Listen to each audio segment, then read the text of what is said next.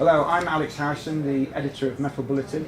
I'm here in our London newsroom with Jamie Davis, who's a senior correspondent for Metal Bulletin, covering the bulk alloy markets. Metal Bulletin is holding its Ores and Alloys conference in Barcelona later this month. Jamie, what's going on in the bulk alloy markets at the moment?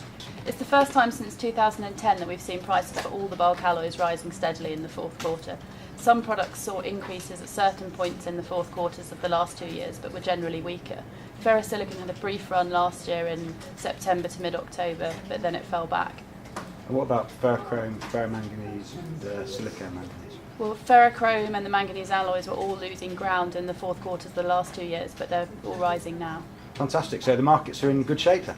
Not really, because prices are still very low. We might see a better mood in Barcelona than we've seen in Berlin over the last couple of years because the direction has changed, but we're still looking at some really low prices on a lot of the products, although ferrochrome prices are actually higher than they were last year, but lower than in 2011.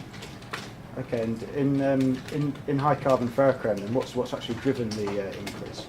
Well, there is some consumer demand. Stocks have apparently been low, certainly at the consumer plants. The same goes for the other alloys. The only thing is I've spoken to some mills who've said that they've actually already done their buying for the next few months, so it may be that a lot of the activity has already happened. It's difficult to say yet. Okay, and how about further upstream? I know you follow manganese ore very closely. How about manganese ore prices? Manganese ore prices have been rising over the past couple of weeks, mainly due to manganese alloy price increases in China and also because of port and rail maintenance and logistics constraints in South Africa. It's difficult to say whether or not the prices will fall back if Chinese stocks start to build up again or if manganese alloy smelters over there start to unwind again. Okay, Jane, I guess you'll be following that very closely from Barcelona. Thanks very much. Thank you, Alex. This is Alex Harrison and Jamie Davis from Metal Bulletin in London.